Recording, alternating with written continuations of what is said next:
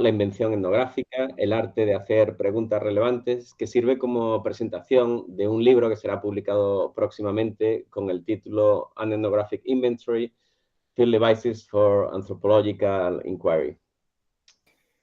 Este libro, un inventario etnográfico, dispositivos de campo para la indagación antropológica, es el resultado de un amplio proyecto en el que nos interesamos por documentar, o mejor dicho, inventariar las formas de la invención etnográfica, que están presentes en muchos proyectos antropológicos contemporáneos y en otros de muchas épocas también.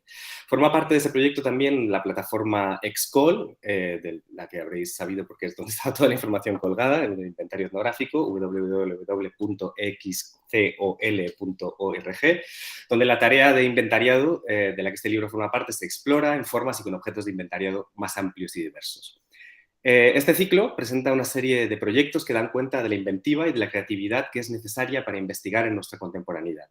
Cada uno de los seminarios está impartido por una autora o un autor del libro que establece un diálogo con diversos colegas. Nada, querríamos agradecerles a todos por su buena disposición para participar. Y por continuar, después de esta breve introducción que contextualiza el seminario, algunas cuestiones de carácter práctico. Como hemos dicho antes, los seminarios los vamos a grabar, tanto este como los restantes. Los colgaremos después, supongo que en un canal de YouTube o en alguna plataforma, todavía por decidir.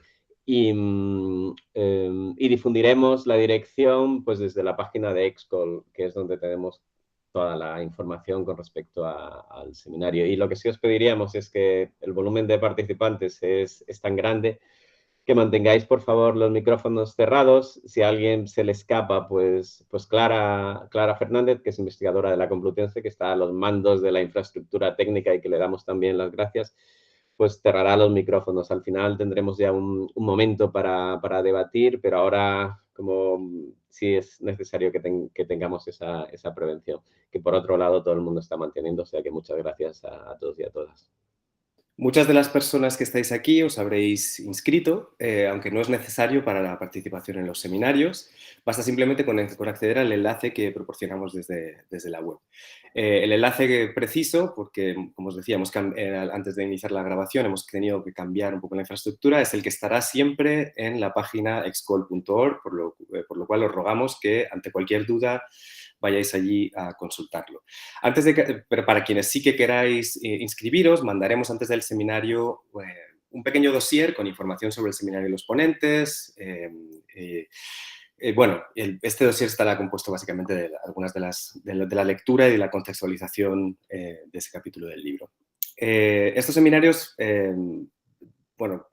debido al elevado número de participación y de personas inscritas que hemos tenido, lamentablemente no podremos ofrecer certificados de participación, lo que quizá hubiéramos podido plantear en otras condiciones, pero en cualquier caso nuestra idea no era tanto la de proponer un contenido pedagógico formativo o curricular, más bien no tenía esa función para nosotros cuando empezamos a pensar estos seminarios, pero bueno, sí, quizá en el futuro podríamos organizar algún otro seminario con estas características. Pero bueno, por cerrar con estas cuestiones prácticas, quizá podríamos empezar directamente ya con la presentación.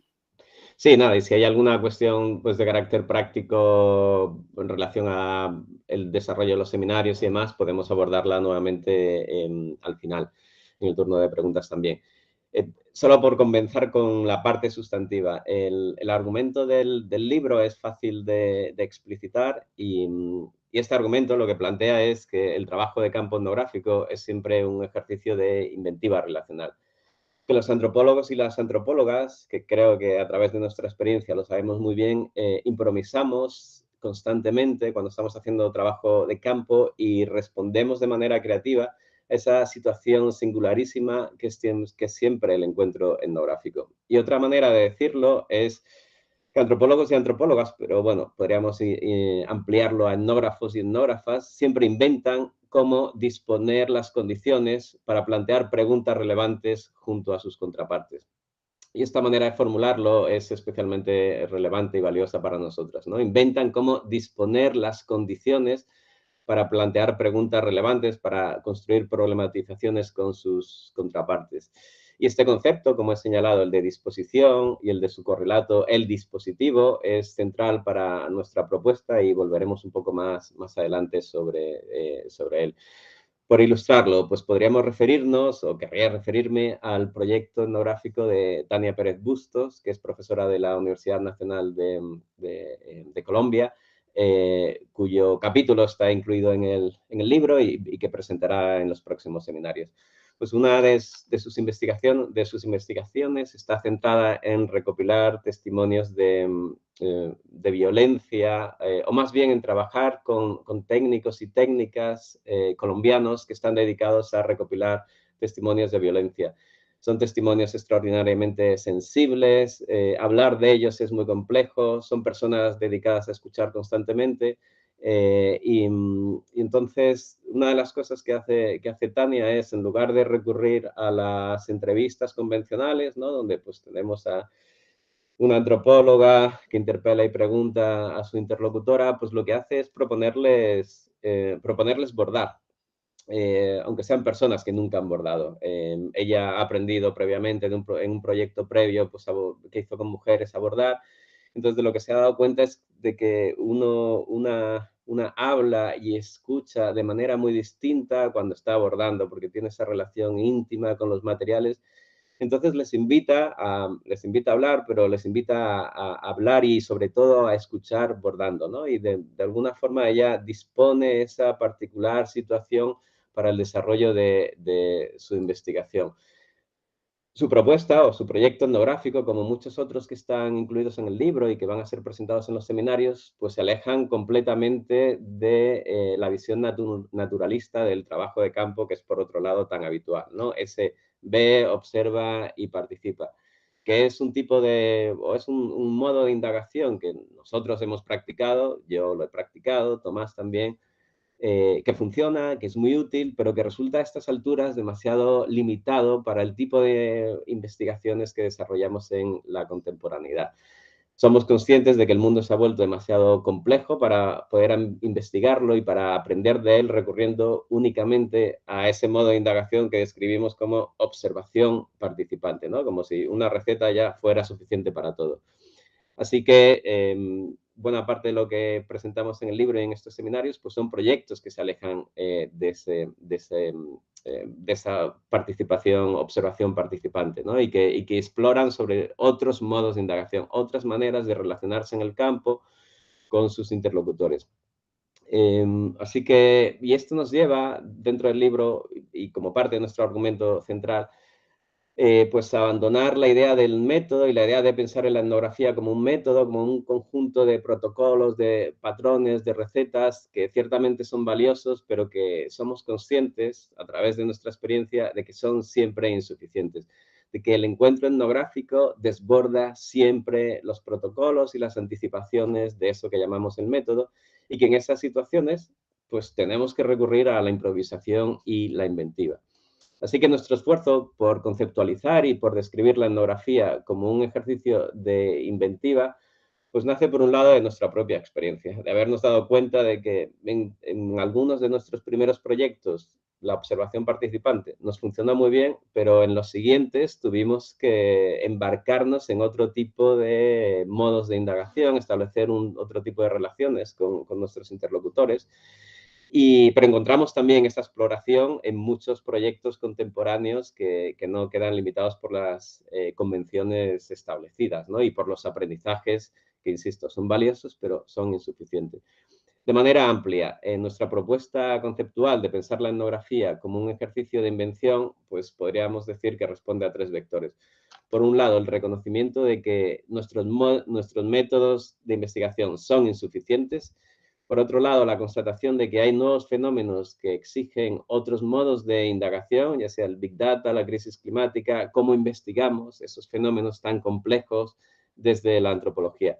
Y por otro lado, y finalmente, pues esta especie de intuición de que necesitamos explorar otras maneras de hacer para dotar de relevancia a nuestras indagaciones antropológicas.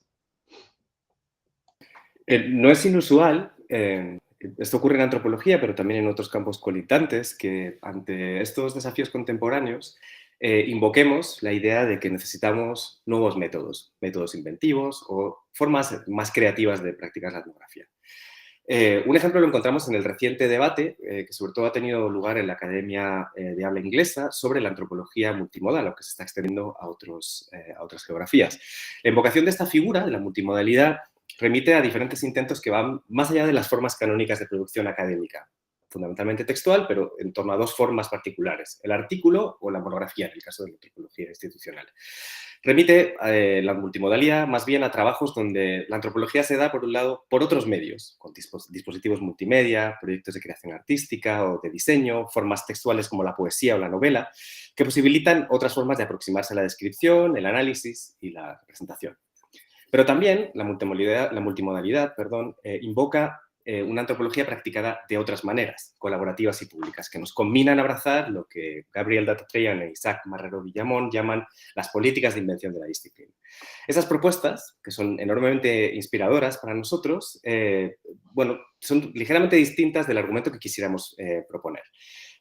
Puesto que son ante todo, o eso nos parece, propuestas programáticas. A pesar de que existe gran cercanía con este tipo de trabajos, la propuesta que nos gustaría hacer tiene una diferencia fundamental. No es programática, sino conceptual o descriptiva. No discutimos o no querríamos discutir cómo debería de ser, sino cómo es y cómo ha sido siempre la práctica etnográfica, un ejercicio de invención. No proponemos, por tanto, desarrollar métodos más innovadores o etnografías más creativas. Lo que nos gustaría argumentar es que el trabajo de campo etnográfico, no solo el nuestro, el de otras muchas personas, siempre ha estado atravesado por una creatividad relacional, a pesar de que este no suele ser el modo en el que se presenta y enseña, y creemos que ahí es donde reside el problema. Los proyectos etnográficos a los que se refieren todos estos seminarios, como el de Tania que menciona anteriormente Adolfo, como muchos otros de los presentes en el libro, creemos que revelan esto. No hay ningún manual que hable de cómo invitar a abordar a nuestras interlocutoras y que para generar otras conversaciones y condiciones a las de una entrevista autobiográfica al uso. Tampoco encontramos en nuestros seminarios de métodos convencionales propuestas de diseñar bases de datos que sirvan, además, como una infraestructura para establecer relaciones de análisis con nuestros interlocutores, como hacen Jorge Núñez y Maca Suárez del colectivo Caleidos de Ecuador, que presentarán en otra de las sesiones del seminario. Pero tampoco aprendemos comúnmente sobre cómo usar exposiciones, formas de mapeo colectivo o el diseño de juegos como dispositivos de indagación, por mencionar otros casos que se presentarán en el ciclo. Pero permitidnos que despleguemos el argumento central del libro, que es que la etnografía es un ejercicio de invención relacional, porque creemos que pudiera ser un poco críptico y Nuestro argumento participa de un amplio debate antropológico, pero que está ocurriendo también en otras disciplinas colindantes, que en las últimas décadas ha señalado la dimensión creativa e inventiva del oficio etnográfico.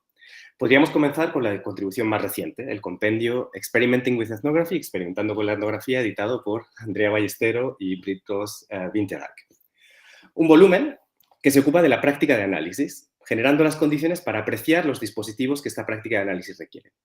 Andrea y Brit, si nos permitís que os tuteemos, plantean que la manera de concebir el análisis ha variado entre la mistificación de algo inefable, algo que no se puede decir cómo se hace, y la reducción mecánica a un método precocinado. En su propuesta, el análisis se puede y se debe explicitar, y lo que es más importante, es siempre un ejercicio creativo. Esta propuesta entronca con un debate que, para aquellas que hayáis sido formadas en la antropología, desde los años 80 se ha venido a llamar de muchas maneras. Una de ellas, por ejemplo, es el giro retórico, que señaló la poética implícita en las formas de escritura etnográfica. Hay mucho de literatura, en el mejor sentido de palabra, en la práctica etnográfica. Y no solo porque la propia descripción, como la hemos llegado a conocer, sea un agregado, un compuesto, una composición, una componenda de la literatura de viajes o la novela realista, por poner dos ejemplos. Lo interesante es que esas retóricas, esas maneras de escribir, contienen propuestas conceptuales sobre lo que es el mundo y, por ende, no son representaciones transparentes de la realidad, sino artificios literarios a los que recurrimos para describir. Esta manera de entender la escritura etnográfica está poderosamente influida por la visión que Roy Wagner nos ofreció hace décadas cuando concibió la tarea antropológica como una práctica fundada en la invención. La práctica antropológica, más que estudiar culturas, las inventa, llegó a plantear Wagner.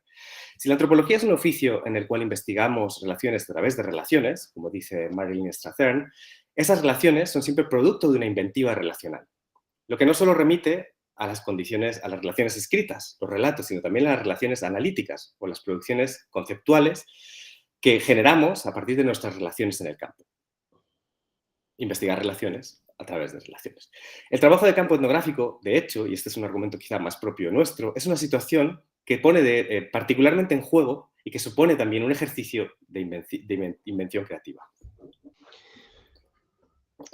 Y esta manera de concebir y conceptualizar la etnografía como un ejercicio de inventiva implica alejarnos de la idea de método. ¿Qué es la etnografía? Pues la etnografía es un método de investigación. Pues nos gustaría decir, bueno, la etnografía es un método de investigación, pero no solo, como quizá nos dijera Marisol de la Cadena, no es solo un método de investigación, es también un ejercicio de invención relacional. Y si no reconocemos eso, hay toda una dimensión de la etnografía, del encuentro etnográfico, de nuestra práctica empírica, que queda completamente ignorada y relegada a un segundo plano. Entonces, queremos alejarnos de la idea de que la etnografía es un método, y porque en el fondo describirlo en esos términos es una proposición tanto descriptiva, así es como se hace etnografía, como normativa, así es como se tiene que hacer etnografía. Así que más que hablar de métodos, preferimos referirnos a modos de indagación, ¿no? Y pensar en términos de modos de indagación, tomando el concepto de indagación de los pragmatistas. Y al hablar de modos de indagación, pues estamos señalando una cierta sensibilidad, un modo relacional particular en la situación empírica y también una cierta disposición del encuentro etnográfico. Y este concepto de disposición del encuentro etnográfico es especialmente relevante, como ya hemos mencionado, y toma inspiración de la formulación que hacen Evelyn Rupert y John Law, que son dos estudiosos de los estudios de ciencia y tecnología, cuando nos proponen, bueno, los métodos son dispositivos que ordenan material y espacialmente las situaciones empíricas. En realidad es algo muy sencillo. Bueno, y que es un concepto que Andrea utiliza también en su libro, en su última monografía. Y si pensamos en una entrevista, pues vemos que es un concepto muy iluminador del tipo de situación que constituye una entrevista, ¿no?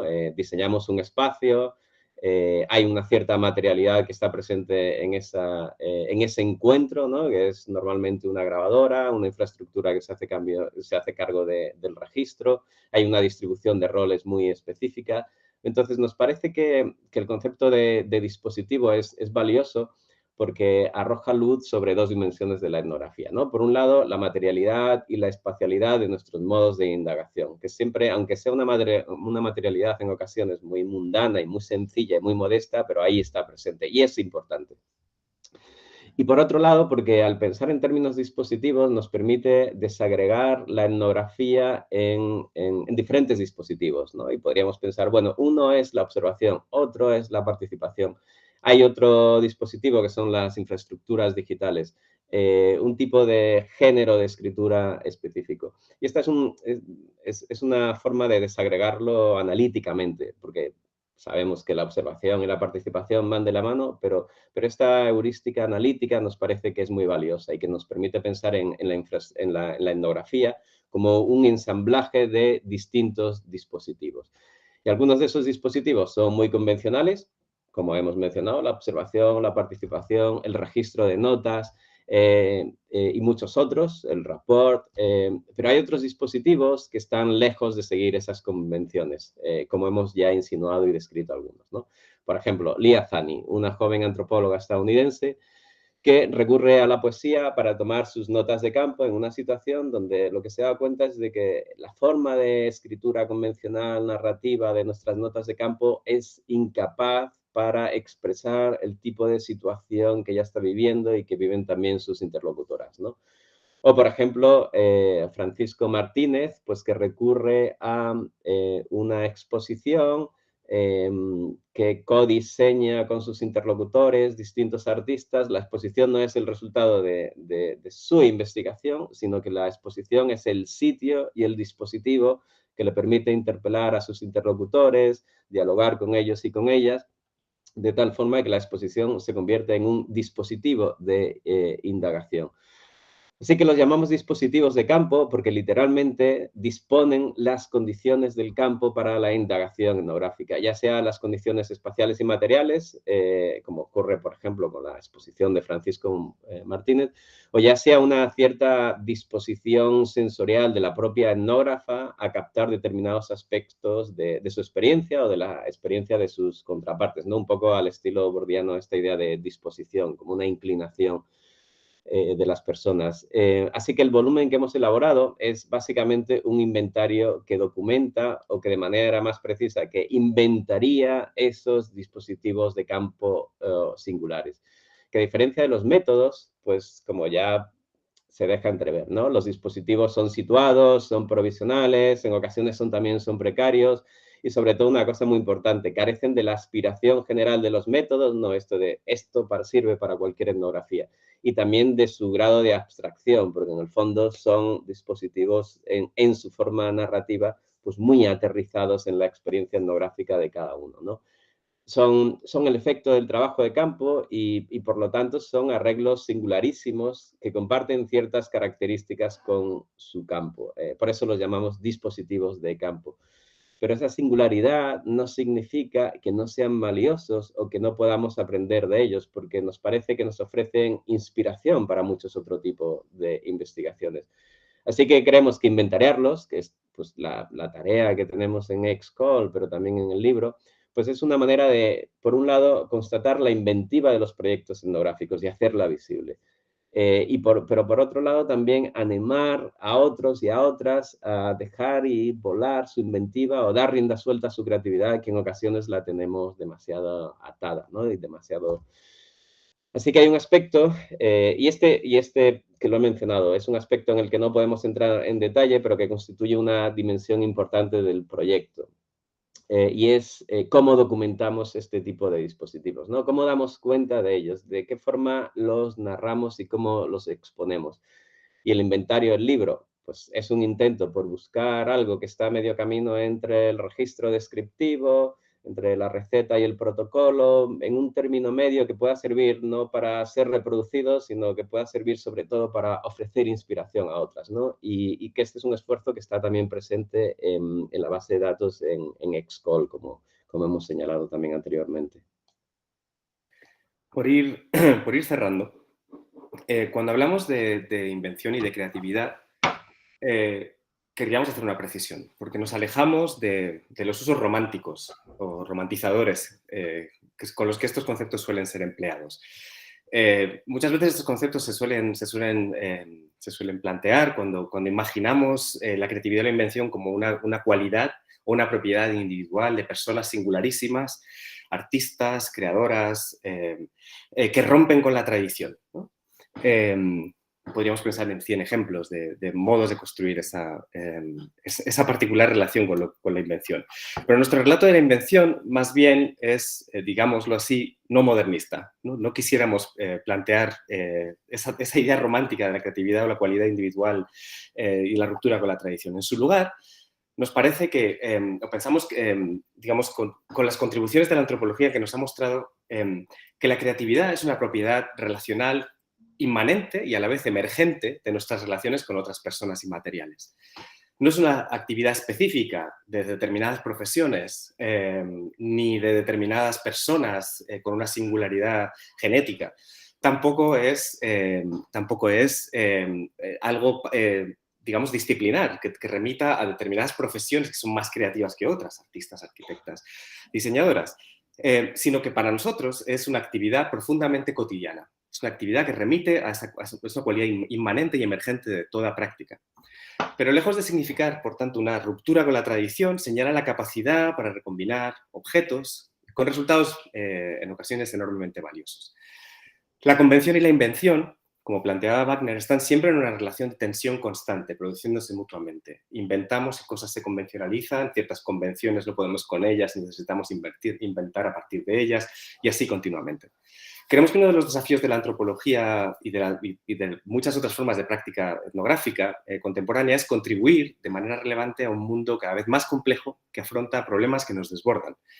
Y por eso creemos que conceptualizar y describir la invención etnográfica es una tarea más necesaria que nunca, porque nos enfrentamos a situaciones empíricas que nos desafían, que desafían los modos convencionales de ciertas maneras de hacer que se hicieron relevantes en un determinado momento de la historia. Pero para ello, hoy más que nunca, necesitamos animar esa inventiva distintiva de la práctica etnográfica.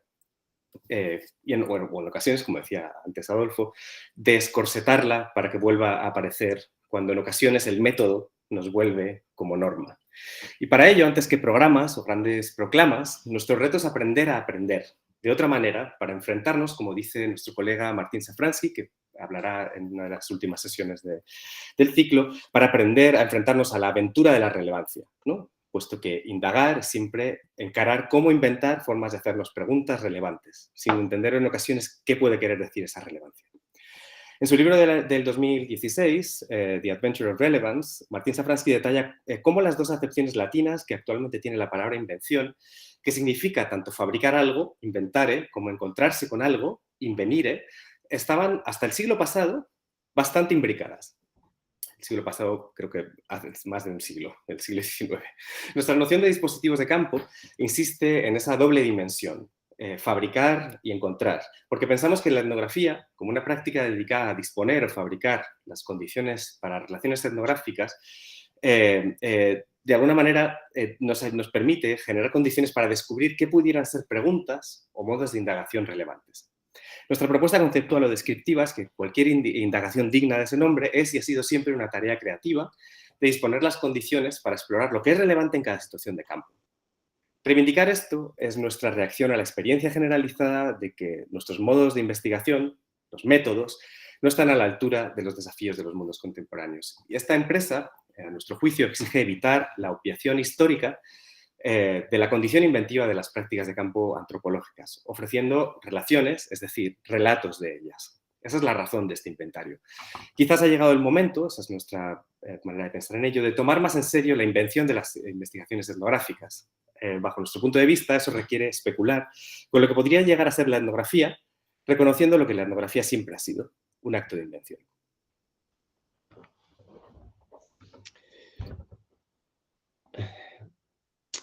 Muy bien, pues es el turno de Andrea, que es alguien con quien dialogamos de manera estrecha en el libro. Su reciente libro que publicaron junto a Britt Ross Winterreich, el Companion Experimenting Ethnography, pues es toda una inspiración para el volumen que hemos elaborado. De hecho, en muchas ocasiones lo seguimos pensando todavía, ¿no? Lo decíamos antes como primos hermanos que se hablan y dialogan uno a otro, tratando de arrojar luz sobre dos situaciones del oficio antropológico muy distintas, pero que nos parece que demandan lo mismo, ¿no? Ejercicios de creatividad y de cierta inventiva. Entonces, como ocurrirá con el resto de seminarios, pues hemos tratado de establecer de invitar a interlocutores y a interlocutoras que van a ser sensibles a las presentaciones, que tienen proyectos que pueden dialogar muy estrechamente con cada uno de los proyectos que se presenten. Entonces, pues estamos encantados de tenerla, a pesar de que sea muy temprano en el otro lado del Atlántico. Y así que gracias, Andrea, y nada, pues encantado de escucharte ahora. Y después de ella, pues continuaremos con un diálogo y abriremos posteriormente el turno de preguntas para que podamos ampliar, porque sois muchos y muchas, y creo que estaremos encantados de mínimamente al menos, porque no hay tanto tiempo como para todos los que somos, pues para que tengamos un diálogo más amplio. Muchísimas gracias a Adolfo y Tomás. Es un gusto realmente estar aquí, compartir con todas las personas que nos acompañan de las costas de Atlántico, Pacífico, de Europa, de América Latina, de Norteamérica y quizá probablemente de otros espacios y otras geografías. Como lo decíamos, este libro es primo hermano del libro nuestro y es una alegría poder pensar en términos de familia, de objetos que encarnan estas relaciones de proximidad y las afectividades que nos unen, además de los proyectos intelectuales que conectan de una forma u otra. He preparado algunas notas con algunos comentarios sobre el libro que combinan dos cosas. Por un lado, algunos de los elementos inspiradores, porque hay muchos, no podría referirme a todos, de la forma en que se enmarca el proyecto, y una reflexión en la segunda parte, no va a ser muy largo, no se preocupen, más personal de cómo este proyecto me ayuda a mí a pensar en varios elementos. Y quizá uno de los puntos más potentes, digamos, que ustedes hacen en la introducción es la claridad con la que nos dicen que el llamado no es para construir una antropología más creativa, sino para reconocer la creatividad que constituye a la etnografía. Y aquí la proximidad del concepto de creación con el concepto de creatividad para mí nos ofrece la clave. En este libro lo que importa es la cercanía entre esas dos ideas, no el contenido individual de cada uno de esos conceptos. De cierta forma podríamos pensar que al ubicarnos en esa cercanía entre dos ideas, logramos ver un espacio, o para pensar en términos del fútbol, por supuesto, una cancha intelectual que está delineada por esas dos ideas, y en el centro de esa cancha, jugando, nos encontramos el concepto del dispositivo. En la introducción, Adolfo y Tomás nos recuerdan que los dispositivos están diseñados para generar patrones, aunque no siempre logran ese cometido, pero tienen una intencionalidad o están construidos detrás de una ideología teleológica, que en este caso no lo estoy diciendo como una crítica, sino estoy abrazando la idea de que imaginar ciertas trayectorias teleológicas es parte del quehacer diario de todas las personas. Entonces, algo que siempre se ha movilizado como una crítica en esta situación, al pensar en términos de dispositivos, se abre como un escenario interesante para la acción-reflexión. Y también que los dispositivos surgen de situaciones etnográficas específicas y nos ayudan a convertir dichas relaciones o dichas condiciones a través de disposiciones en distintas direcciones, de orientaciones, y aquí la referencia a Bourdieu, por supuesto. Pero específicamente, el tema del campo hace una gran diferencia a la hora de pensar dispositivos. El campo como una categoría, entre comillas, metodológica, tradicional de la antropología. Y esa es otra gran conversación, ¿verdad? ¿Qué es el campo? ¿Dónde empieza? ¿Dónde termina? Justamente el trabajo de todas las personas que han contribuido al libro nos ayuda de una forma pragmática, en el sentido filosófico, a abordar ya no la discusión teórica o conceptual de dónde empieza y termina el campo, sino la pregunta de cómo se hace o se construye el campo. Pero en todo caso, al recordarnos esta relación íntima con el campo, nos encontramos con dispositivos que han nacido del campo, que se forjan en el trabajo de campo. Y como tales, responden a sus condiciones que siempre exceden. Y con esto quiero decir que el campo, por reificarlo de esa manera, siempre da o quita de lo que hemos incluido en los planes de investigación, en las ilusiones, en las expectativas del trabajo antropológico. Siempre hay algo que existe en exceso. Y estos dispositivos nos ofrecen una manera de habitar esa condición de que siempre hay más o menos de lo que esperábamos, sin tener que ir a la discusión de si un método ha sido fallido o no. La idea de que algo no funciona, de que algo es fallido, es otra discusión completamente distinta a la que podemos tener a través de los dispositivos, como manera de habitar ese exceso y esa falta, ese dar y quitar que el campo siempre trae consigo. Al mismo tiempo, los dispositivos hacen perceptible la textura fina de las relaciones que construimos en la situación etnográfica.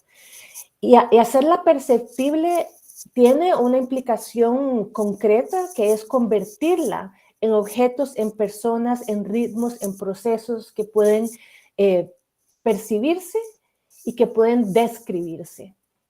Entonces, de nuevo, aquí encontramos una reapropiación de categorías que han sido criticadas por ser opresivas, por matar el dinamismo de lo que son las relaciones sociales. Y aquí nos encontramos que a través de los dispositivos podemos utilizar esas categorías para encontrar la manera de hacer perceptibles, comunicar o describir esas dinámicas que están construidas desde el exceso, si se quiere.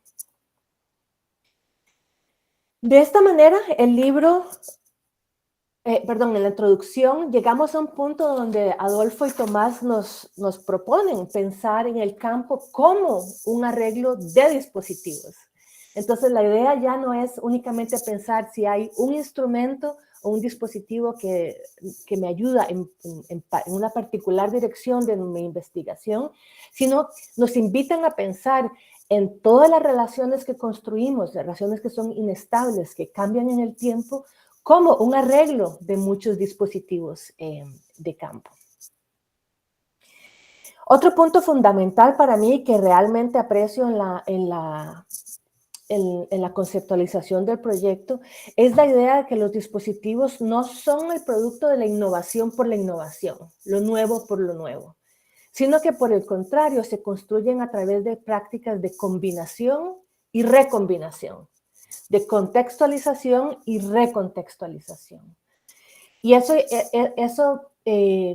para mí tiene un valor fundamental de reconocer el legado histórico en el que estamos trabajando, tanto como una disciplina académica y práctica, como lo es la antropología, pero también las historias de las personas, los procesos, las naturalezas, los mundos en los que hacemos etnografía. Entonces, no es la idea de este actor moderno, normalmente patriarcal, que viene e inventa a partir de su genialidad algo nuevo, sino es una relación bastante más humilde y ubicada, no solamente con conocimiento existente, sino con las historias que fluyen en los espacios en los que trabajamos. Una forma en la que me gusta pensar sobre esta disposición o esta orientación hacia la investigación es que la propuesta nos invita a dejar atrás lo que yo llamo una filosofía del déficit, una filosofía que se preocupa por identificar las faltas, y por el contrario nos invita a desarrollar proyectos desde una filosofía de la riqueza, en el sentido de reconocer la abundancia y las múltiples formas de pensar y hacer que existen en el mundo, y no de empezar desde el diagnóstico de la falta. Es una forma para mí, un compromiso político de reconocer las historias que nos anteceden. Pero esta densidad histórica hace también que los dispositivos para la invención etnográfica exhiban una cierta irreducibilidad, que es lo que comentaba Adolfo, en el sentido de que están situados en situaciones muy, muy, muy concretas y están amarrados a esos contextos, lo que no implica que no puedan funcionar como inspiración y viajar una vez que hayan sido convertidos, para que se ajusten a las condiciones de la investigación, de la investigadora, del investigador y del campo de otros proyectos. Entonces nos permite de esa forma mantener esa densidad histórica y hacer que los dispositivos como técnicas viajen y generen nuevos mundos y nuevas vidas. De esta manera, los dispositivos de campo que nos proponen Adolfo, Tomás y todas las personas que han contribuido al proyecto engloban una temporalidad única. Son indicios de algo que ha pasado y también son ventanas a los mundos que vendrán. Como tales, una metáfora que les ofrezco es pensarles como bisagras que articulan historias que fueron con las historias que vienen. De esta manera, tanto nos alertan sobre las tramas de las cuales somos parte, como sobre las hebras o los hilos que podemos seguir para continuar y extender esas tramas en direcciones inesperadas. Puesto de manera menos poética y más práctica, los dispositivos de campo habilitan el campo de acción desde mi punto de vista. No son soluciones, no son programas, no son proyectos ni siquiera, sino son la invención o creación del campo de acción, que es etnográfica, o sea, es creada por la persona que hace etnografía para sus propios objetivos, pero también es no etnográfica, o sea, no nos pertenece a nosotras como investigadores, sino les pertenece también a las personas con las que trabajamos. Y por eso están un poco fuera de nuestro control al mismo tiempo. Entonces, los dispositivos que nos ofrecen y el concepto de la inventividad o invención etnográfica nos permiten entender el trabajo antropológico, su campo y sus actores como una trama para el fluir de la acción. Y el punto al que quiero llegar es que la idea del dispositivo para la invención etnográfica nos da una forma única de entender la relevancia de la investigación, como lo comentan los compañeros en relación con el trabajo de Martín. Y aquí de nuevo, la relevancia es algo más que una solución, que un proyecto, una política e inclusive más que un argumento desde mi punto de vista. La relevancia se encuentra en la activación de los arreglos temporales y sociales que producen los dispositivos. O sea, la relevancia surge no de lo que vamos a poder decir después, una vez que hayamos hecho... Es mi perrita que se llama Frijol y está con muchas ganas de venir a la oficina, así que disculpas por la interrupción. Entonces, la relevancia no surge de aquello que vamos a decir al final como argumento o de aquello que vamos a demostrar como algo que aprendimos o que encontramos, sino de la activación del campo de acción social a través del trabajo de campo. Esto potencia la relevancia de una manera distinta, gracias al poder expansivo que los dispositivos tienen de reflejar, intervenir y moldear la trama de la vida social en la densidad de sus relaciones, historias y materialidades, y no en la reducción y simplificación violenta que intenta proponer soluciones para las cuestiones de la vida social, las cuales necesitamos, pero lo hace a través de la creación de distancias y simplificaciones. Dicho de otra forma, los dispositivos nos permiten crear condiciones, nos permiten apoyarnos en la inventividad para crear condiciones que nos permitan pensar problemas colectivos. Y al final de cuentas, ¿para qué nos sirve todo esto? No podría decir. Desde mi punto de vista, para algo que considero que es de los grandes regalos que nos da la etnografía. Algo a lo que me quiero referir como la invención de la duda y la invención de la libertad. Y aquí no estoy pensando en la libertad que ha sido cooptada por grupos que se construyen a través de la anulación del otro o la otra.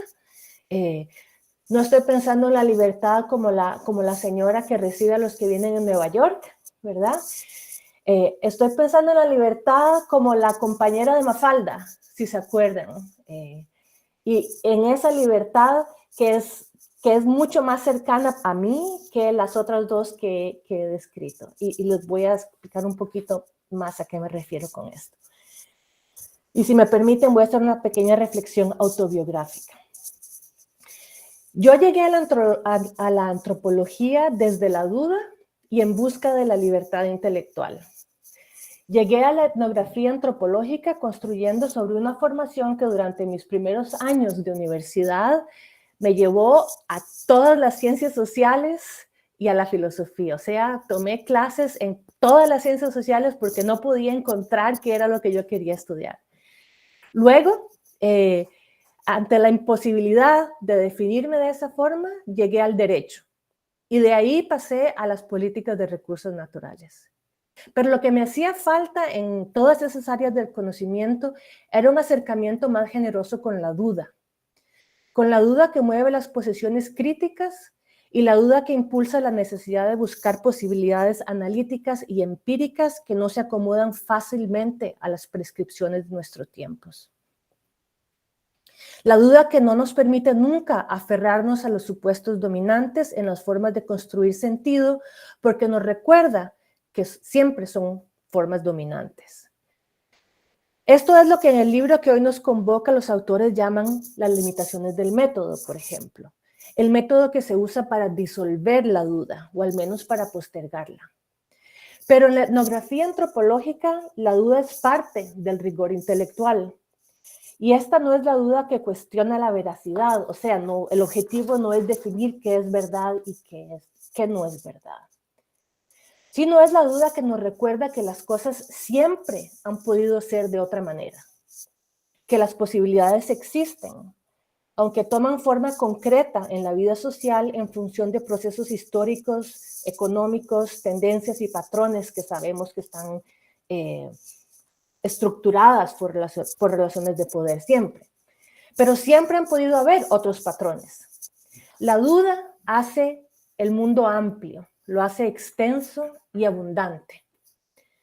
En la etnografía, la duda es parte de la invención a través del acercarse a mundos distintos. Y esta es la duda que genera libertad, como dije, no una libertad que ha sido cooptada por, ya sabemos todos muy bien qué tipos de movimientos. En la búsqueda de la libertad y en el cuidado necesario para proteger la duda se encuentra uno con muchas ofrendas, en forma de libros, colegas, amistades, ancestros, supervisores. La invención etnográfica es una de esas ofrendas. Este libro es uno de esos regalos que nos ayuda a proteger la duda y a inventar la libertad. En una época en que la libertad ha sido cooptada, este libro nos recuerda que la libertad está en la trama social, que la relevancia de la investigación es cotidiana. Resulta del campo, tanto o más que de los argumentos o las publicaciones. Y para terminar, nada más les quiero cerrar con esta última frase. Les quiero decir que la libertad que este libro nos da para inventar es un regalo que alimentará la duda, que hace de la etnografía antropológica no solo un proyecto intelectual fascinante, sino un espacio para cultivar los mundos que podrán ser. Así que muchísimas gracias, Tomás, Adolfo y a todas las personas que han contribuido al volumen. Muchas gracias, Andrea. Muy hermoso. Nada, gracias a ti, Andrea, por una lectura tan generosa, porque no ha salido el libro y o sea, ya tenemos como un diálogo anticipado, lo cual también nos parece de lo más rico. Estamos presentando un libro que todavía no está disponible, o sea que nada, a mí o sea, me resulta especialmente fértil y rico justamente la filosofía de esa figura de la filosofía de la riqueza. Porque detrás del libro está de alguna manera pues tratar de mostrar que la etnografía, lo que hacemos, la práctica empírica de antropólogos y antropólogas, pero podríamos generalizarlo también para el resto, para otras disciplinas, aunque tratamos de hacer o de situar muy en el debate antropológico el argumento, ha sido siempre más rica de lo que nos contamos, que somos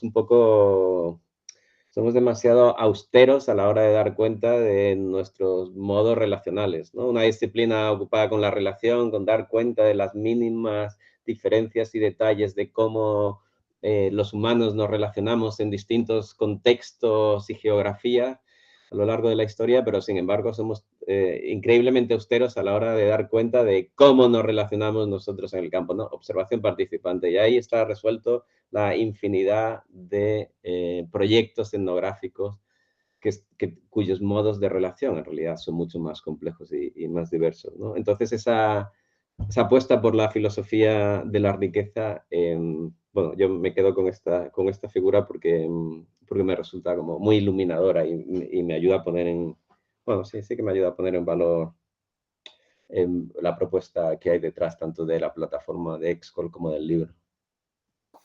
A mí hay un par de cosas que me han parecido que creo que están un poco en el bajo fondo de la propuesta, que quizá no surgen de manera tan...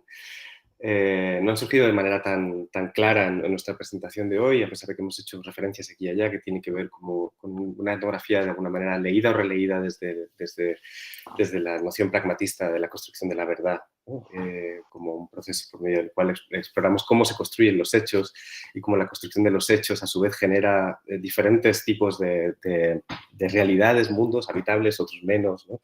Y donde a su vez aparecen... bueno, donde la valencia de lo que hacemos muchas veces no nos está dada más que por los efectos que se puedan ir generando en esas relaciones, ¿no? A mí ese proyecto de pensar la etnografía como un modo de indagación donde la duda es central, donde los métodos no nos ayudan, creo que lo has expresado de una manera tan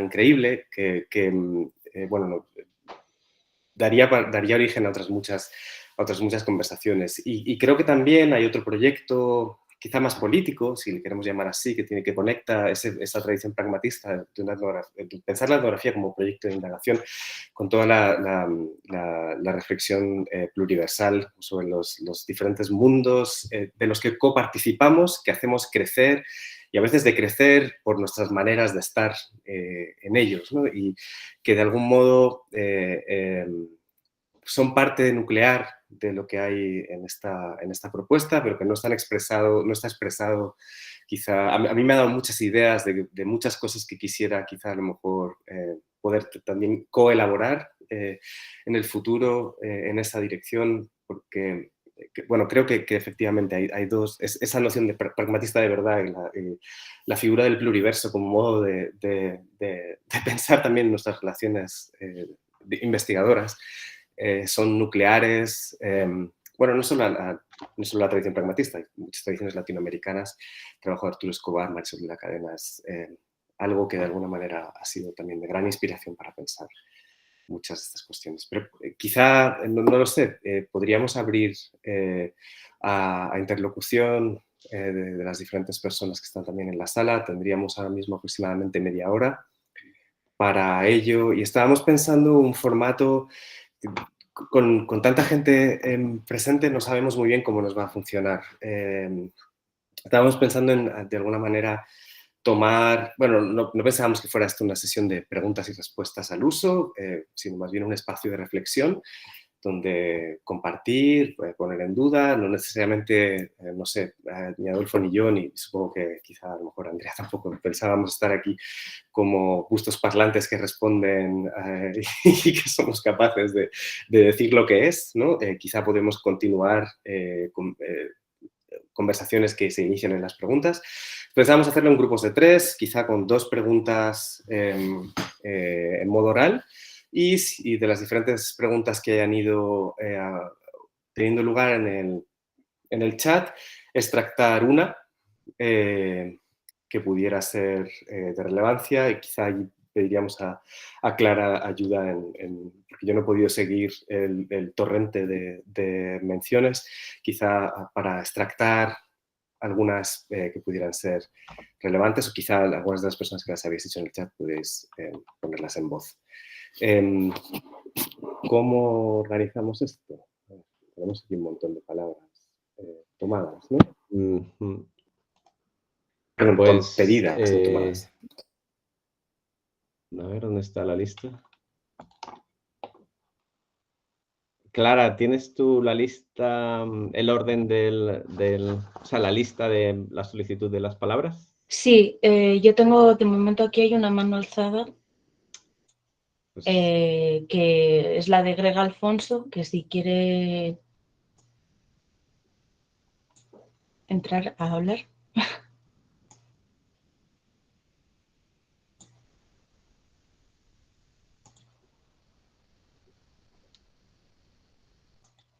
¿Sí? Ah, no puede abrir el micro, parece que está teniendo problemas. Vale. Vale, de acuerdo. No sé si había alguna otra mano alzada, a mí ahora mismo no me aparece, pero sé que en algún otro momento se levantaron. Bueno, pues me lanzo yo mientras hacemos tiempo, porque al igual que en la radio no puede haber silencios, en los micros online tampoco. Porque hay otro aspecto, hay otra pregunta retórica que Andrea ha hecho y que ha respondido, eh, que es esta cuestión de por qué es relevante esta discusión, que es una pregunta que teníamos detrás cuando estábamos escribiendo, ¿no? Y, o sea, nos parece especialmente relevante porque creemos que la forma como concebimos la etnografía modela en buena medida la manera como la practicamos.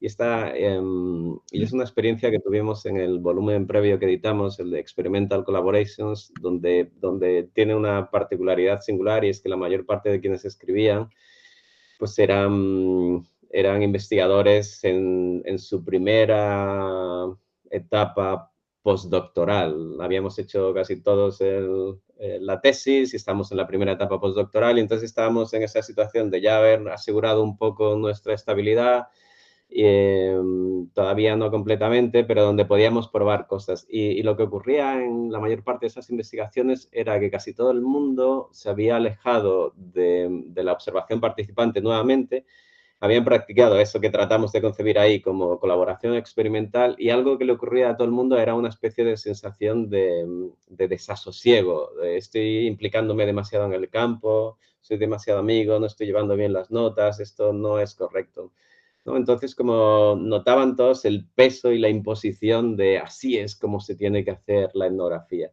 Y la mayor parte de ellos, o por no decir todos, fueron proyectos fructíferos, muy fértiles, etnografías ricas, pero que habían sufrido ese desasosiego, y que tiene que ver con la manera como todos ellos, incluidos nosotros, concebíamos así es como tenemos que practicar la etnografía. Entonces nos parece que abrir esa conceptualización, hacer evidente que es mucho más rica, que la forma como lo hemos concebido, pues nos ayuda, por un lado, a liberarnos de esos desasosiegos, de esas incertidumbres, pero también animar a otros y a otras a que se abran ese otro tipo de prácticas, ¿no?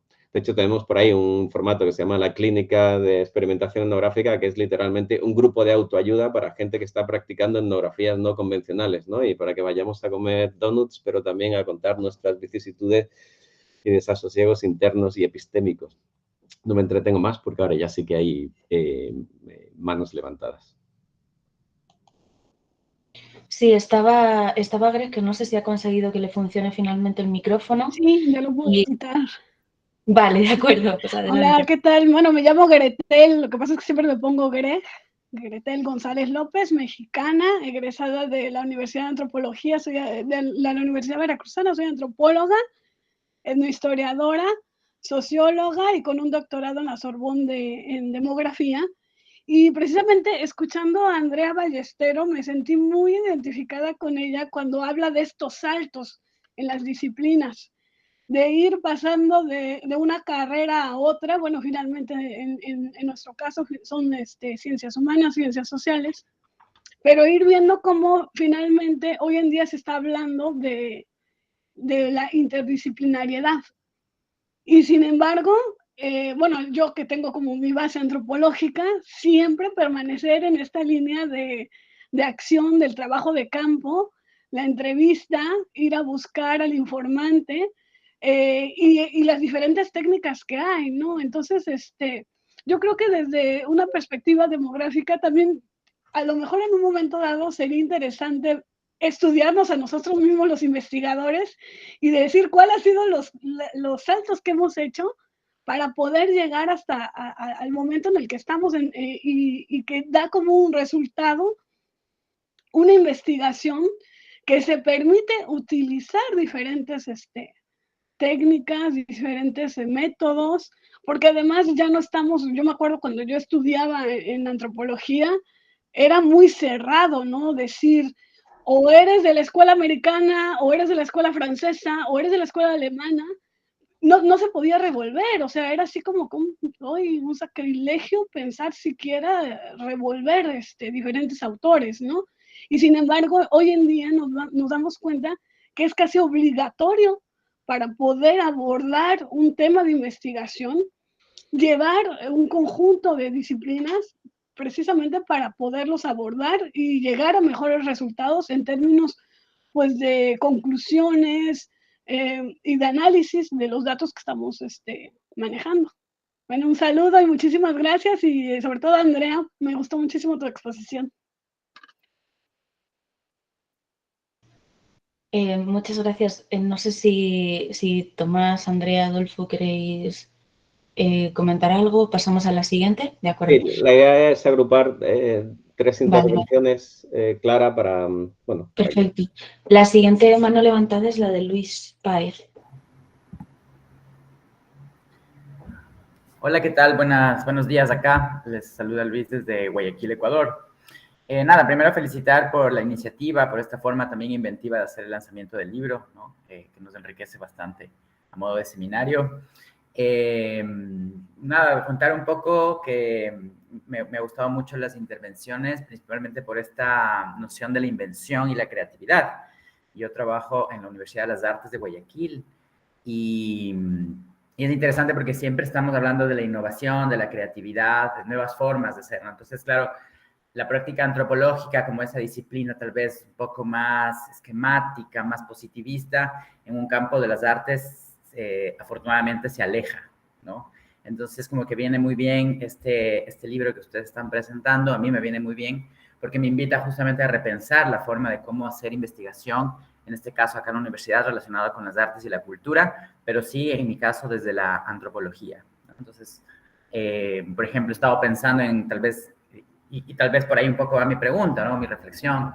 Por un lado, cómo se piensa, porque algo tal vez no escuché mucho, creo no haber escuchado mucho al respecto, sobre cómo se mira o se piensa a lo que entre comillas llamábamos objeto de estudio, ¿no? En este caso al sujeto de estudio, es decir, a las o los habitantes con los que estamos pretendiendo entablar una relación, ¿no? Desde estas nuevas formas o de estas otras formas más creativas, cómo se percibe, ¿no? Ya no hablamos de informante, por ejemplo, ¿no es cierto? Sino cómo se percibe la aproximación con las personas con las que trabajamos.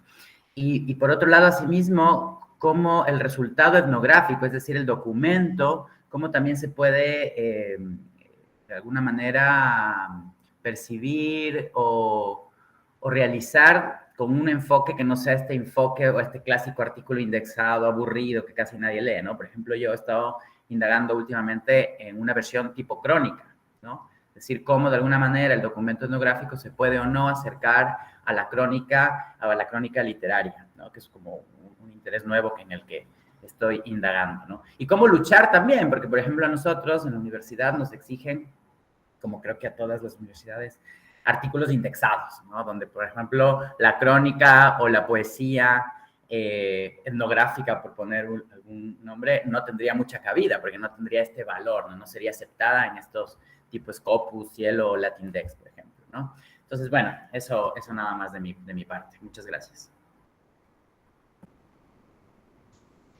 Muchas gracias a ti. La siguiente mano levantada es de Melania. Melania, adelante, no sé si...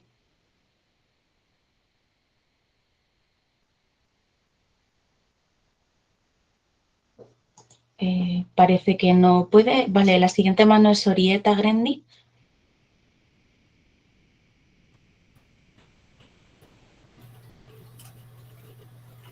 Orieta. Sí, buen día. De acuerdo, gracias. Sí, muy buen día y muchas gracias por la presentación que han hecho. Mi nombre es Orieta, yo soy chilena y tengo 3 áreas de trabajo. Soy actriz de formación profesional y llevo ya 20 años trabajando en el ámbito de la gestión del patrimonio cultural inmaterial y me he ido también especializando en el tema de los archivos. Es por eso que al escuchar la presentación de ustedes me quedan muchas dudas y estaría muy agradecida si pudiesen profundizar brevemente en lo que señalaba Adolfo, en el concepto de lo que entiendo serían aquellos inventarios que en los que han empezado a trabajar de corte etnográfico. No hago más presentación porque lo que espero es poder escucharlos y aprender. Muchas gracias. Muchas gracias a ti. No sé si Melania Moscoso, que sigue con la mano alzada, puede intervenir ahora o... Hola. Hola. Sí, perfectamente. No, pues en primer lugar felicitaros por vuestra brillantísima exposición y por vuestro concepto de dispositivo de campo. Yo, que he estado dando por intereses disciplinares unas cuantas vueltas a Foucault, pues siempre me ha sorprendido muchas veces lo mal que se le utiliza desde el punto de vista de las ciencias sociales. Muchas veces se confunde la caja de herramientas con un mercadillo en el que se puede coger cualquier cosa sin ningún tipo de rigor. Y me ha resultado muy interesante el uso que hacéis de, pues, precisamente de la construcción de las relaciones y el aspecto operativo del dispositivo, no meramente discursivo y desde el punto de vista de la representación, sino en su capacidad de generar nuevas relaciones sociales en acto. No sé si me consigo explicar. Pues porque precisamente por mi vinculación, y aquí Juan Ramón Alberdi, que también está conectado, algo tiene que decir, pues hemos podido ver pues el impacto que esto tiene, por ejemplo, en el colectivo de personas con discapacidad.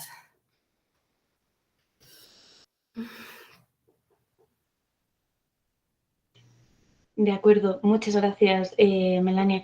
Yo tengo recogidos algunos de los comentarios que se han realizado en el chat. No sé si queréis que los recoja e incluirlos en las preguntas o si queréis responder primero a las preguntas que se han hecho. Claro, si quieres incluir una y hacemos una intervención cada uno de nosotros, alguna de las intervenciones y continuamos con otra ronda. Si tienes una mano que te Vale, es que son muchas y la verdad es que ahora mismo no sabría cuál escoger. Yo diría que entréis vosotros y luego, si sobra tiempo, recogemos todas las preguntas. Bueno, yo tengo una que he leído en el chat que es que cómo se puede repensar la reciprocidad y la evolución desde una propuesta como la que estamos haciendo, ¿no? Que ahora no sé quién la hacía, perdón. Sí, Elisa Floristán Millán. Entonces la dejo ahí plantada para cualquiera de nosotros. Sí, muchas gracias. Estás ahí, vale, perdona. Sí. Sí, no, o sea, a mí personalmente esto muchísimas gracias por la presentación, ha sido impecable y súper interesante. Honestamente me ha dado un poco de rabia, me habría gustado haberla tenido al principio de mi trabajo de campo y no cuando lo he terminado, pero bueno, me sirve para repensar algunas cosas y sobre todo ahora de cara a ciertos cuestionamientos que han llegado en torno a la reciprocidad y a la devolución de la investigación, ¿no? Si entendemos precisamente estos dispositivos de campo, cómo podemos generar dispositivos para devolver y para ser recíprocas in situ, ¿no? Y en situación con nuestros participantes. Gracias, muchas gracias. A mí me gustaría compartir una cosa, no sé si pudiera ser. Quizá a lo mejor, Adolfo, no sé si a ti te apetecería contar algo luego del inventario web. Bueno, yo quería compartir simplemente una cosa que está un poco a caballo de cosas que han comentado Luis y Melania, que tiene que ver con...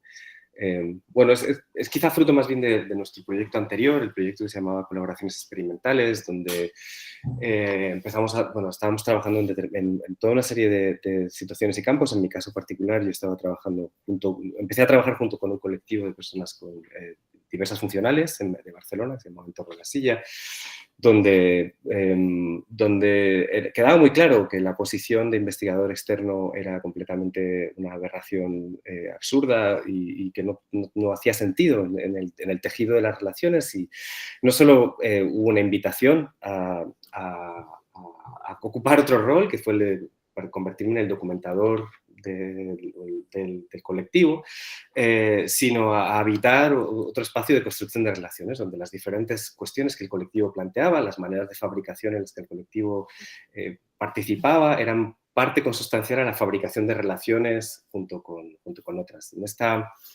Y entonces, en esta propuesta anterior, en este libro anterior, que tenía que ver con enfrentarse a situaciones de esa relevancia, que es de alguna manera también friccional por los contextos en los que participamos, es donde se hace necesario de alguna manera inventar posiciones, relaciones, modos y maneras, ¿no? Es una invención que ciertamente tiene que ver con un vector, una cuestión en ocasiones política, ¿no? La investigación emancipada en el ámbito de los estudios de discapacidad, por ejemplo, nos lleva a pensar otras formas de posicionamientos como investigadores, investigadoras, pero en este caso concreto, el reflexionar sobre lo que ese tipo de investigaciones, que en mi caso había sido junto con el Torno a la Silla, en el caso de Adolfo había sido junto con guerrillas urbanas en Madrid, nos llevó a pensar en dos pequeños conceptos, que fueron los resultados de esta implicación, que es un poco el germen del que hemos ido tirando para esta propuesta de libro actual. Uno es la idea de, no trabajamos con informantes, trabajamos con acompañantes epistémicos, gente junto con la que pensamos. La capacidad de pensar no está del lado de la persona que hace la etnografía, la capacidad de pensamiento está en todo el campo social, como bien ha comentado Andrea,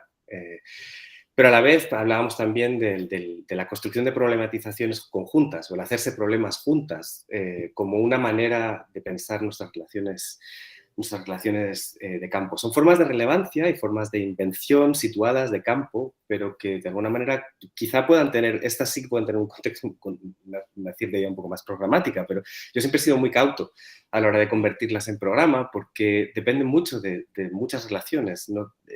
Funcionan en determinados contextos y en determinadas circunstancias no, pero bueno, simplemente esas dos pequeñas nociones que allí aparecieron, que quizá pueden ser interesantes para seguir la conversación.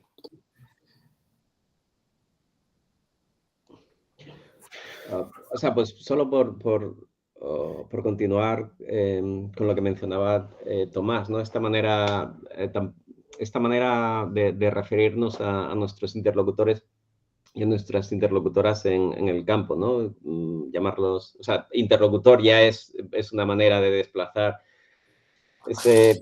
esa figura tan problemática que es el de informante, uno que informa y otro que es informado, y entonces pues nos referimos a ellos como informantes, como acompañantes epistémicos, como socios epistémicos también, y yo creo que esto en realidad no, o sea, que es una pulsión cada vez más presente en la antropología, ¿no? A mí me resulta especialmente inspirador cuando Tim Ingold dice, bueno, esto ya no es una antropología que investiga a otras, sino una antropología que investiga con otras, que es lo que de alguna manera experimentamos en nuestros últimos trabajos de campo a Tomás, con los colectivos de diversidad funcional y de diseño, y en mi caso con arquitectos y arquitectas y activistas, ¿no?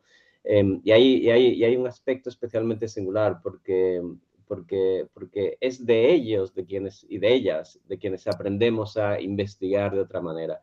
En cierta manera, cuando en el volumen previo hablamos de colaboraciones experimentales y como un modo de indagación y una forma de relación en el campo que se aleja de la observación participante, en realidad esa colaboración experimental era también el modo de indagación y de investigación que desarrollaban nuestros interlocutoras e interlocutores en la ciudad, ¿no? Entonces, de alguna manera, aprendimos de ellos y de ellas a investigar de otra forma. Y en este sentido, que de alguna forma, que esto intenta dar respuesta parcial a lo que ha planteado, creo que era Luis Peláez, ¿no? Y Elisa Floristán, que nos hablaba de la reciprocidad y la devolución. Claro, es que en estas condiciones, para mí en este tipo de proyectos, resulta muy difícil pensar en una reciprocidad, en una evolución, porque no tengo nada que devolverles, porque lo más relevante de mi relación con mis interlocutores ha sido la relación, ha sido el tiempo que hemos pasado juntos, los momentos en los que hemos estado pensando juntos y juntas, han sido los aprendizajes comunes que yo he hecho de ellos y que ellas han hecho de mí, que no significa que siempre pueda ser así y al hablar de socios o acompañantes epistémicos no estamos necesariamente pensando en colaboración. Paul Rabinow, que desgraciadamente falleció hace un año, trató de hacer, o sea, un gran apologeta y defensor de la colaboración. Sus últimos proyectos trató de desarrollar colaboraciones con biotecnólogos. Fue un fracaso, entonces la colaboración en algunas ocasiones funciona. Bueno, fue un fracaso en términos de relacional, pero sí le sirvió para realizar una serie de reflexiones de lo más fértiles en varios libros, ¿no? Entonces, es importante como esta distinción entre colaboradores, socios, acompañantes, que no implican necesariamente que la modalidad de relación sea una forma de colaboración, lo que quiera que colaboración signifique, ¿no? Y por eso a mí me resulta pues, difícil pensar en términos de reciprocidad y devolución, porque parece como que uno tuviera una deuda, pero en realidad lo más valioso que les puedes entregar a tus interlocutores, interlocutoras a veces es lo mismo que ellos te entregan a ti, aprendizajes y el momento de la relación. Quizá tomo el micrófono un par de momentitos para abrir espacio para más preguntas. En lugar de referirme específicamente a lo que ha surgido, tal vez voy a hacer dos comentarios generales. El primero sería, tal vez algo de lo que no hemos conversado mucho, es que la invención no es un acto inocente. Es un acto que trae consecuencias, que en algunos casos crea deudas, y que por tanto no es únicamente ese acto, digamos, como bien lo decían en la introducción, romántico o idealizado de activar y reconocer la creatividad. Al estar está situado también en relaciones de poder y conlleva consecuencias que en algunos casos son consecuencias inesperadas o en las que no hemos pensado al comenzar una relación, o que nos sorprenden, esos excesos que nos sorprenden, que de un momento a otro nos damos cuenta que al establecer relaciones de cierta forma estamos cortando o cerrando otras relaciones y que eso tiene consecuencias tanto para nosotras como para las personas con las que estamos trabajando. Entonces, nada más un recordatorio de que no es un acto inocente, como no hay actos inocentes en la vida, ¿verdad? Y eso se captura muy bien en la introducción. Y lo segundo, me alegró mucho que Luis usara la palabra objeto de estudio, porque es una de esas palabras que tienen ese gran peso histórico a la hora de ayudarnos a diseñar un proyecto de investigación. Y yo diría que en una forma muy, muy práctica, mi sugerencia sería que el primer acto es un acto de reconocer que no estudiamos gente, que no estudiamos a este grupo de personas. En la formulación clásica, grupos indígenas, ¿verdad? Que es el objeto de la antropología en su origen. Sino que nuestro objeto de estudio son problemáticas sociales, procesos sociales, dudas, alegrías sociales, como quiera que las querramos concretar. Pero ese pasar de estudiar un grupo de gente a estudiar una situación, condición, problemática, estructura, si la quisiéramos llamar de esa manera, solo ese acto mínimo tiene el efecto de reificar a la gente con la que estudiamos y de inmediato ponernos en el movimiento y la dinámica de lo que es la relacionalidad. Y en cuanto a la forma en que se materializa el trabajo etnográfico para comunicarlo a otras personas, o sea, el libro o el artículo, la crónica, la poesía, hay algo que no soy apologista de las revistas indexadas de ninguna forma, pero sí siento que hay algo que es de valor en la forma de publicación convencional, académica, que es una forma lenta, que es una forma que obliga a traer a la conversación a gente a la que no necesariamente conocemos, que pueden venir al trabajo desde una perspectiva completamente distinta. Y por supuesto reconociendo que esas estructuras de publicación son estructuras y relaciones de poder también, nada es inocente. Pero solamente quería poner eso porque a la par de otros tipos de objetos, publicaciones, películas, videos, exhibiciones, prototipos, todas esas cosas maravillosas que yo hago en mi trabajo también, no todas, algunas, a la par de eso hay algo que podemos pensar de la forma convencional de publicar en la academia que tiene un cierto valor en un contexto neoliberal donde lo que se espera es que produzcamos cosas rápido, cosas con cierto valor estético y cosas que circulan muy fácilmente. De nuevo, no es apología a la publicación académica, estoy muy consciente de todos los problemas que hay, es nada más un elemento dentro de este abanico. Y hasta ahí. Gracias. Estamos a 3 minutos del cierre del tiempo que nos habíamos designado en origen. Y hay varias palabras pedidas que no, muy a nuestro pesar, creo que no vamos a poder seguramente. Pero Tomás, yo daría una ronda más, ¿no? Sí, yo creo que pudiera ser interesante. Creo que... Si no hay problemas para quienes estáis en quedarnos 10 minutos más, pero yo intentaría no excedernos más. Vale. Una cláusula compartida de uso del tiempo. Mira, hay tres manos levantadas. Si Clara quiere recuperar alguna más del chat. Sí, que nos ha quedado de antes, hacemos como una ronda completa y ya está. Yo recuperaría un par de preguntas que se han hecho en el chat, sobre todo de una persona que no puede ahora mismo intervenir en voz alta. Elisa había comentado que ella lo que quería era alargar un poco, o sea, añadir al debate que se había iniciado. Bueno, vosotros decís si queréis continuar por ahí o abrir nuevas preguntas. Si me dejáis, antes de que intervengan Manuela, Matías y Elisa, leo las preguntas que se han hecho por parte de 2 personas en el chat. La primera, o sea, bueno, en primer lugar, se ha hecho mucho énfasis en lo mucho que ha gustado la charla y sobre todo la intervención de Andrea.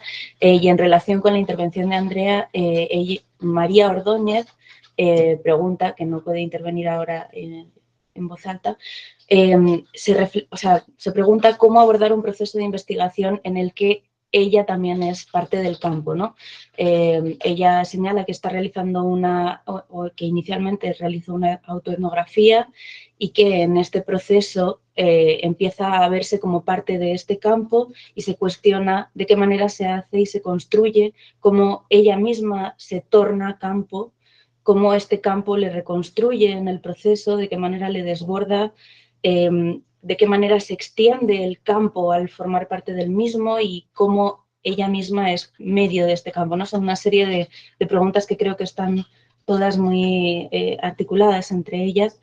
A esto se añade también un comentario de Violeta que hace énfasis en el tema de los excesos que ha comentado Andrea y que lanza algunas preguntas para la reflexión, ¿no? Que es, bueno, ¿qué reflexiones encontramos en vuestros libros para relacionarnos con estos excesos de la etnografía y, por lo tanto, las ausencias que generan estos excesos y cómo nos reconciliamos con esos excesos a través de la invención? Doy paso, entonces, estas son las preguntas que hay. Doy paso a Manuela, que lleva ya un tiempo con la mano levantada. No sé si seguirá por aquí. Soy yo, porque no sé si soy la única Manuela. Sí, eres tú, Manuela Antonio. Sí. Hola a todos. Bueno, lo que acabas de decir con respecto al ser parte de la etnografía es algo que me interesa. Yo estoy haciendo un doctorado con la Universidad de Barcelona en antropología médica. Entonces estoy juntando varias metodologías porque es un tema complejo, considerando también todo lo que ha pasado con el COVID, en el sentido que el COVID ha cambiado, ha alterado muchísimo mi trabajo de campo. En este momento yo estoy en Italia y había venido con la idea de hacer una observación participante en un hospital, pero vengo de otro trabajo de investigación donde no hice observación participante, sino encuentros etnográficos, que entiendo un poco, recupero la idea que estabais hablando antes sobre el tema de acompañantes epistémicos, porque en este caso había un intercambio directo, considerada mi doble posición de investigador y paciente, y me estaba preguntando, continuo preguntándome desde hace mucho tiempo sobre el rol de la ética cuando se trata de temas tan complicados como la salud. con respecto a la posición, también a mi doble posición, porque en estos encuentros una persona se abre con este doble rol, ¿no? Y entonces claramente tengo un acceso que puedo definir entre comillas privilegiado, porque también me posiciono en tanto que paciente, pero también tengo que reconocer mi rol de poder, como decía Andrea también, ¿no? Porque siempre existe ese rol. Entonces era un poco complicado para mí distinguir esta doble posición. Eso. Gracias. De acuerdo, muchas gracias. No sé si pasar a Elisa o Matías. Elisa, quería eso, añadir cuestiones al debate. Simplemente también por lo que estoy leyendo en el hola, encantada. Hola, Elisa.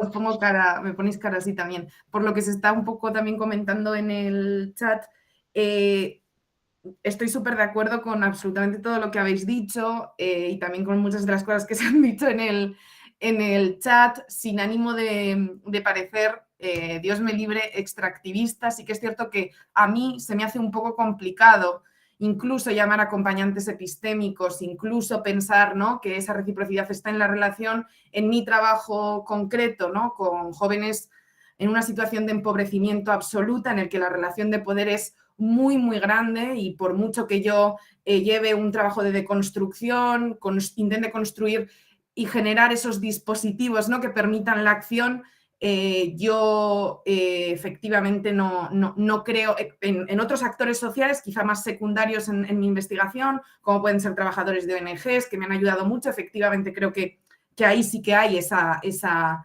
relación y creo que mi investigación ha podido aportar, pero en el caso, pues en mi caso concreto, que trabajo con niños, con adolescentes, en una situación de verdadera precariedad, a mí personalmente me cuesta, ¿no? Y lo digo desde la duda y precisamente, y como me decía Maya por el chat, desde una profunda preocupación ética al respecto.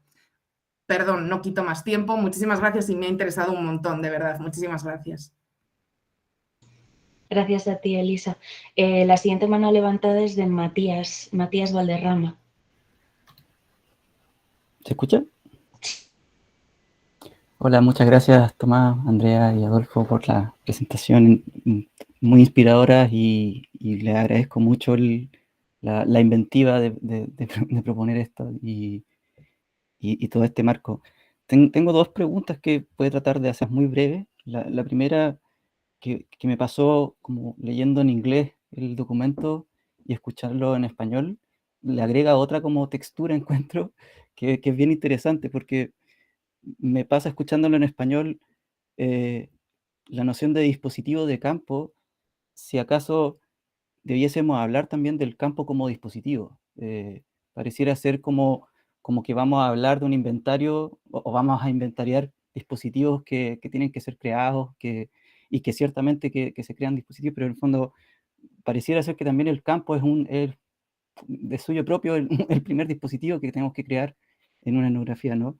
Y la segunda era cómo ven la relación de esta inventiva relacional cuando abordamos fenómenos sociales tan cercanos al dolor, por ejemplo, a la herida, al daño, porque la propia noción de invención tiene un poder fuerte cuando, por ejemplo, lidiamos con personas que claro, que no quieren inventar nada, no quieren, en el fondo, no hay nada que inventar y no sé, necesitamos soluciones, por ejemplo. Y claro, podemos hablar de esas soluciones como dispositivos, pero en el fondo la propia noción de invención puede llevar a ciertos roces y fricciones, que por cierto, de suyo propio son muy generativas y son muy interesantes de abordar, pero ¿cómo ven ustedes esa relación cuando abordamos fenómenos en que claro, la noción de invención puede generar fricción y en comunidades o personas que claro, no le hace sentido que vengamos con este ideal de inventar dispositivos con. Eso, muchas gracias. Muchas gracias a ti. No hay más manos alzadas, así que adelante.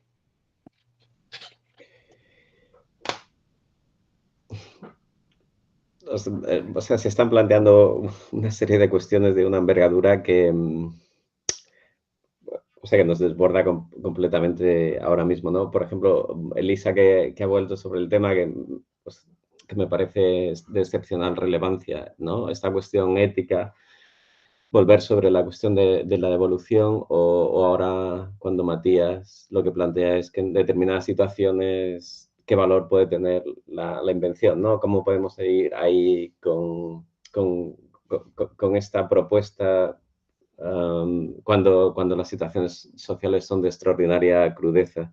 Pero claro, eso quizá tiene que ver con la forma como estamos concibiendo la invención. Algunas de las fuentes, o sea, cuando Roy Wagner nos dice que el ritual del Habu es pura invención, no está diciendo, o sea, lo que está diciendo es lo mismo que Ingold dice hace poco, ¿no?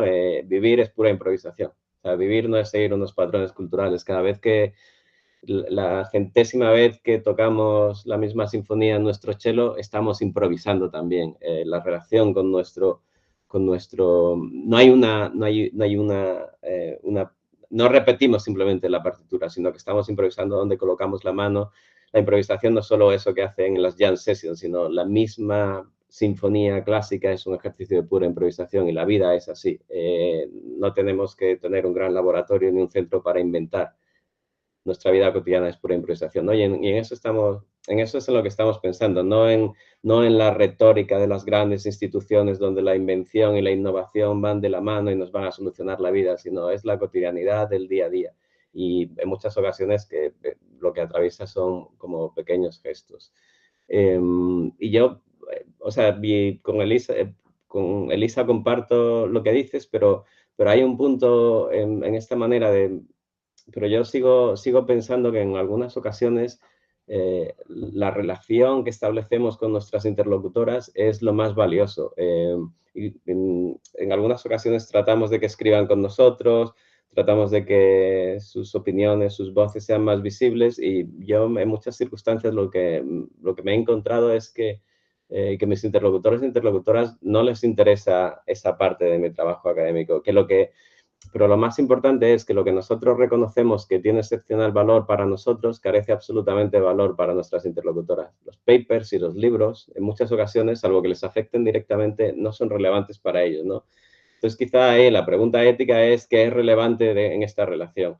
El momento presente, el momento posterior. Y desde luego lo que sí está claro es que muy a menudo lo que es relevante para nosotros, y lo es porque nos hace progresar en nuestro camino, en nuestra andadura académica, desde luego no es relevante para ellos, ¿no? Pero bueno, es una pregunta bien compleja, y no quería dejar pasar el comentario que hizo Orieta en torno al inventario, ¿no? En realidad el inventario es una cosa, o sea, es muy parecido al archivo. De hecho, tanto Tomás como yo tenemos como mucho interés por el archivo como figura contemporánea, porque está muy presente en las gentes con las que hemos trabajado, activistas, pero porque está también muy presente cada vez más en algunos proyectos etnográficos que se articulan a través del archivo, ¿no? O bueno, Clara, que está con nosotros, pues su proyecto también de doctoral es sobre un archivo en torno a los datos de la COVID.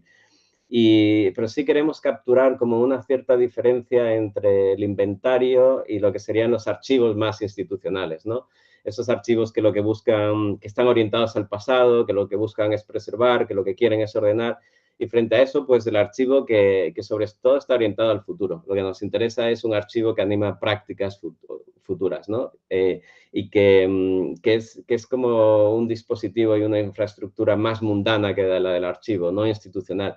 Y sobre todo que también quiere estar a mano, ¿no? Frente a la idea de la preservación de los archivos institucionales, pues aquí como el estar a mano, como los inventarios de una ferretería, ¿no? Se agotan las cosas, hay que rellenarlos otra vez. Entonces queremos capturar, ¿no? En realidad es un archivo, pero es un archivo distintivo, con esa orientación futura, con esa condición mundana y con ese sobre todo de estar a mano para poder ser utilizado, ¿no?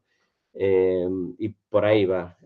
Las conclusiones que no las hemos enviado, entramos un poco más en esa distinción. Si a alguien le interesa, bueno, quizá en el siguiente envío podemos incrustarlas también.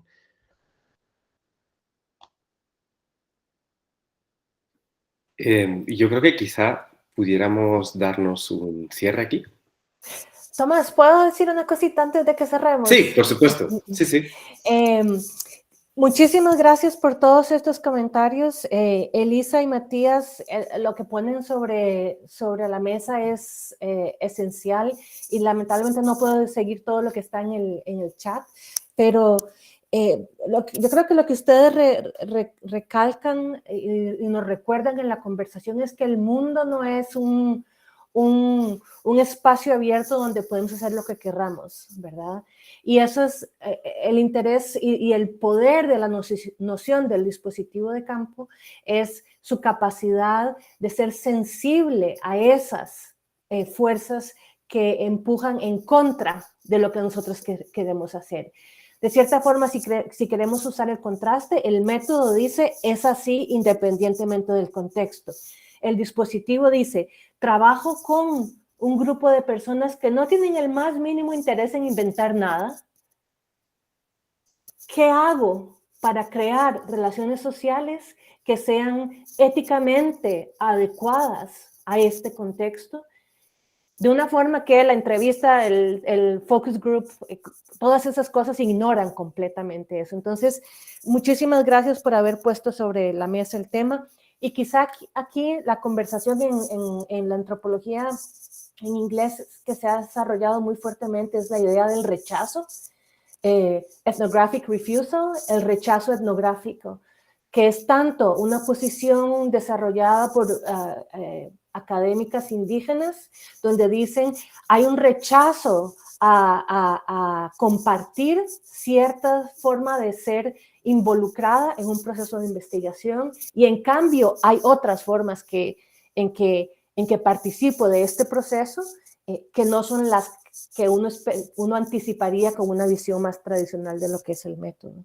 Y María, lamentablemente ya estamos con poquito tiempo, pero creo que justo le agradezco muchísimo poner sobre la mesa el tema de la autoetnografía, porque nos ofrece un concepto interesante que ha existido ya durante mucho tiempo para pensar qué tipo de variación quisiéramos ofrecer. Y aquí tal vez yo lo relacionaría con la diferencia entre estudiar un grupo de personas o un individuo versus estudiar una problemática social que siempre es dinámica, que siempre está cambiando y que siempre involucra todos esos excesos de los que hablábamos, donde uno inevitablemente es parte del campo.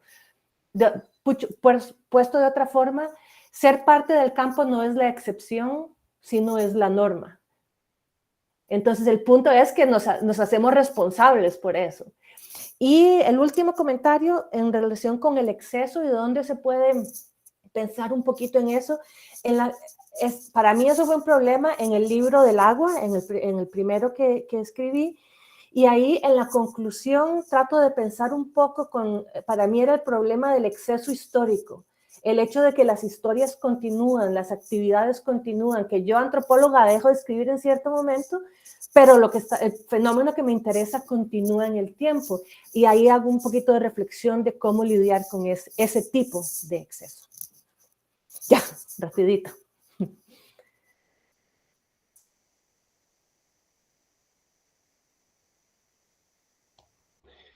Pues nada, no queremos alargarnos más.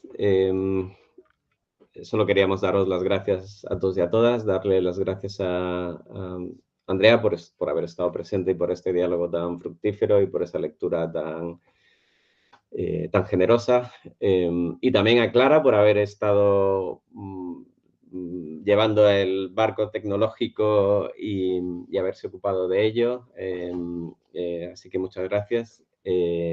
Y nada, Tomás, pues despidámonos los dos. Nos vemos. Muchas gracias, Andrea. Gracias por tu tiempo, gracias por la generosidad y gracias por las palabras que han hecho de este seminario un momento precioso. Gracias. O sea, las preguntas que se han planteado y las problemáticas que se han suscitado en realidad nos ayudan a seguir pensando y lo agradecemos mucho. Continuaremos a partir de la próxima semana con sesiones muy descriptivas de los proyectos que componen el libro. Mandaremos el lunes un nuevo dossier donde está el capítulo del libro correspondiente, así pues se puede poner en contexto quien lo quiera. Y nada, pues os invitamos a continuar y nos vemos la próxima semana. Así que muchas gracias a todos y a todas y que tengáis una gran semana.